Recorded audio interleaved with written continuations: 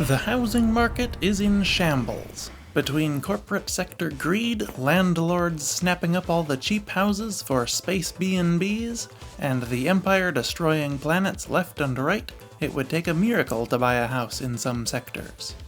But really, with all the ships in the galaxy, who needs one? For just a few tens of thousands of credits, you can get a pre-made habitable structure that you can even move from place to place. No need to worry about finding a good realtor droid if you get promoted and need to move to the head office on Morlana or Coruscant. Just pack up your lawn decor in the cargo hold and take the whole house with you. I'm Joey from Radio Free Coruscant, and these are the best ships to live in Star Wars.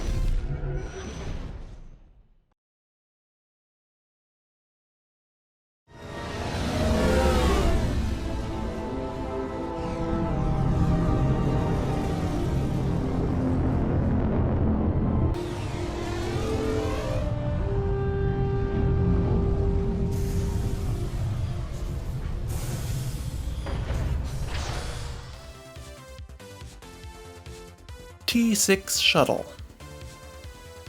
First up is the slain and core-built T6 Shuttle.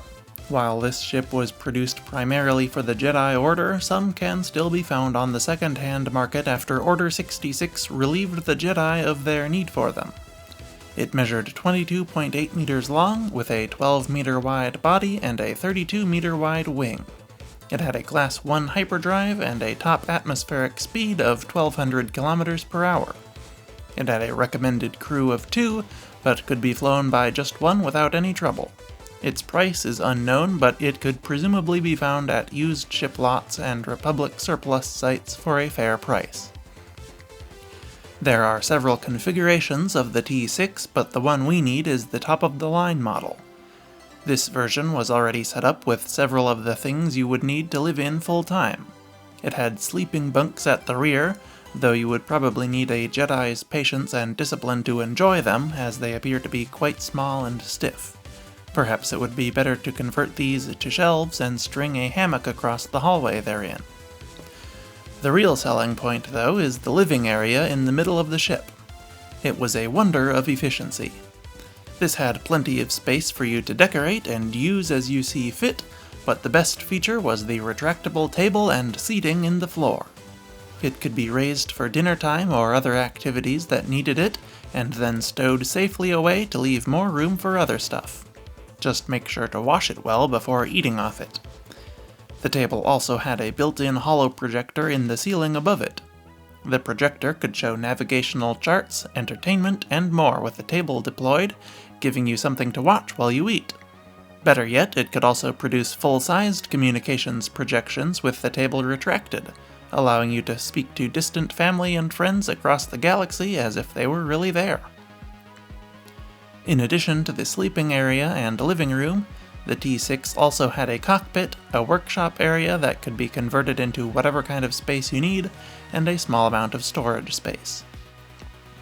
However, while it may have had a lot of great features, it packs them all into a relatively small space that may not be the most comfortable living situation, and probably unsuitable for more than 1 or 2 people. Gozanti-class freighter. Now, I debated whether or not to use the Gozanti for this list, as it isn't a particularly homey or comfortable ship, but ultimately I do think it could be good. It was in production for decades with endless variants, such as the original Gozanti freighter, the Sea Rock upfit, the Gozanti armed transport, the Empire's Gozanti cruiser, and the Gozanti assault carrier. You could buy a new one from CEC for 150 to 200,000 credits, but there were very few used ship lots across the galaxy that didn't have a Gozanti or 2 in stock for an average used price of 50,000 credits.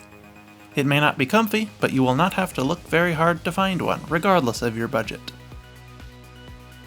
The Gozanti measured 63.8 meters long by 32 meters wide and 14.7 meters tall. It had a Class 3 hyperdrive and a maximum atmospheric speed of 1,025 kilometers per hour. Armaments varied between models, but even the most basic one carried a dual laser turret at least. It had a crew of 12, but there's no reason you couldn't get away with a much smaller crew, especially if you are only planning on living in it and not hauling freight. CEC specifications don't break down the crew composition, but based on my research it would seem the crew typically consists of a captain, a pilot, a co-pilot, an engineer, a comms operator, a loadmaster, and up to 6 gunners. You could easily reduce that to just a pilot and engineer if you only plan to fly it for personal transportation, or park it on a plot of land somewhere and use it as a stationary house. In addition to the crew, the Gozanti could also carry 12 passengers, 75 tons of cargo, and 1 month of consumables, meaning that you would have enough sleeping quarters to go around no matter the size of your family. However, these would have almost certainly been very Spartan bunks due to its military-industrial nature, and you may need to do some renovations to bring the interior up to a livable level. Sacrifice some of the cargo hold to make a living area, expand the galley into a full kitchen, combine some of the crew quarters together from tiny rooms for 12 to nicer rooms for 4, and you have the makings of a perfectly serviceable home. And best of all, the Gozanti's thick hull means you won't have to worry about it being damaged in storms or attacks. It was originally designed to protect its cargo from pirates with almost impenetrable armor. It may be a bit cramped and narrow, but the Gozanti will keep you safe and happy for less than the price of an average starfighter. Sentinel-class landing craft.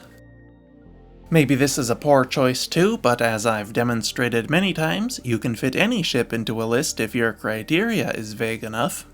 I'm really happy with my selection for this list though, as each ship brings something very different to the retractable floor table. In this case, the Sentinel brings a big box that you can fill however you please, a blank slate to build a home to your exact wishes.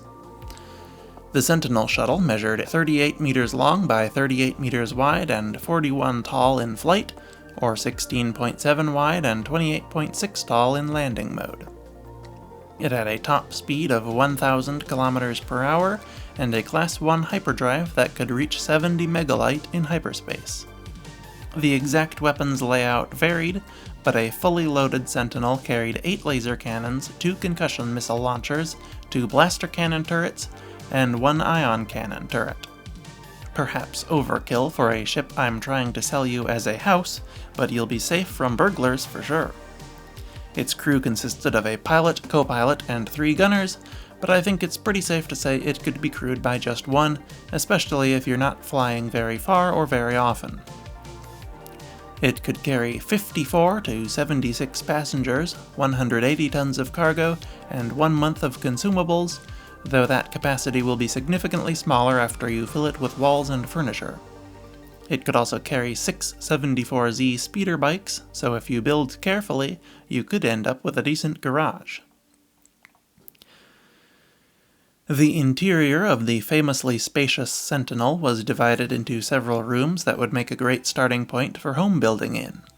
I'm not sure if any official deck plans have been released, but the fan-made ones I've seen all show at least a few rooms anyway. The ship is the size of a small house as it is, so it only makes sense for it to have some. You could use these as a starting point and convert them into all the rooms a house would need. However many bedrooms you're looking for, a kitchen, a living room, the works. This would require the most work of all the ships on this list, but it would be well worth the trouble. The only potential issue is how to get it. A Sentinel shuttle costs the Empire 240,000 credits, but they aren't available for sale to the public, and there isn't enough of a second-hand market to get a reliable used price. Still, there are surely some laying around in scrapyards somewhere that you could get a good deal on if you're willing to put in even more work to restore it. They do also seem to go missing from Imperial installations pretty often if you're into that sort of thing, and there's nothing better than a free house. Personal Luxury Yacht 3000. Another great choice would be the Personal Luxury Yacht 3000. This Soro sub yacht would make a nice mobile mansion for any wealthy retirees who don't want to be tied down to one planet for too long. It measured 55.5 meters long by 23.9 wide and 12.8 tall. It had a Class 2 hyperdrive and a top atmospheric speed of 850 kilometers per hour. It required a crew of 2 and could carry 10 passengers, 100 tons of cargo, and 1 month of consumables. Some models were equipped with laser cannons to keep pirates at bay, but most were unarmed. The Luxury 3000 had the finest interior of any of the ships on this list. The main deck held the cockpit, a dining room, a large private suite, 5 additional cabins, and escape pods and maintenance areas.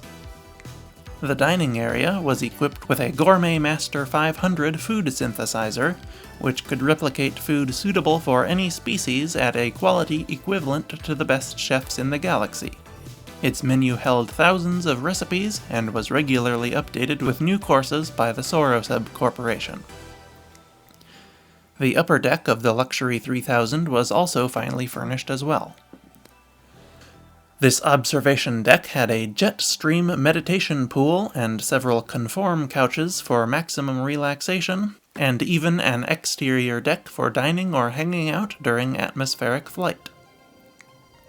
With all those luxurious accommodations, it should come as no surprise that the Personal Luxury Yacht 3000 is a fairly expensive craft at 250,000 credits new or 150,000 used. But that's still a lot less than a house on many planets, and with so much space inside and such a wide variety of rooms, it would make an excellent home for anyone who can afford such a price tag. GX1 Short Hauler. And finally, the best ship to live in Star Wars is the GX1 Short Hauler. It was one of my top 5 ships to go camping in, but it would be excellent to live in full-time as well. The Lantillian Shipwright's luxury shuttle measured 37.28 meters long by about 18 meters wide and 13 meters tall in landing configuration, or 9 in flight. It had a Class 2 hyperdrive and a top atmospheric speed of 800 kilometers per hour. It required only 1 crew and could carry 10 passengers, 85 tons of cargo, and 1 month of consumables. The GX1 came in several configurations, each with a slightly different interior layout. One layout gave the ship the expected cockpit, crew and passenger quarters, refresher, and cargo hold, but also amenities such as a holo theater and even a zero-G relaxation chamber. Another version had a conference room, machine shop, and passenger seating.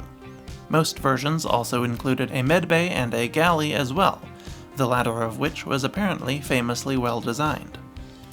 And if you could get your hands on a used GX1 from the Republic Senate, it would even come with several bonus features that you may also like.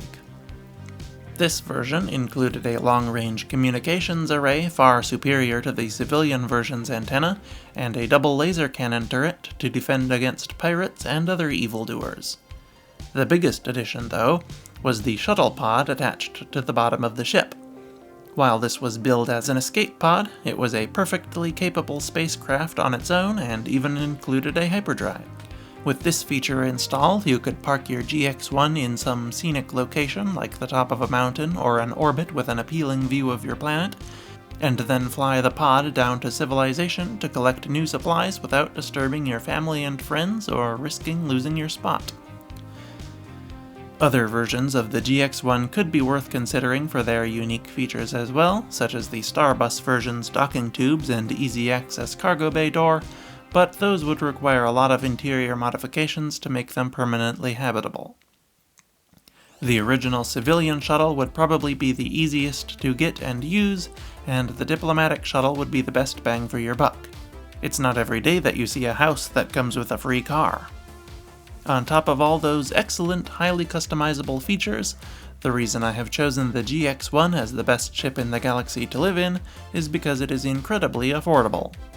At just 85,000 credits new or 20,500 used, it would be very difficult to find a better deal than the GX1. And those are the 5 best ships to live in Star Wars.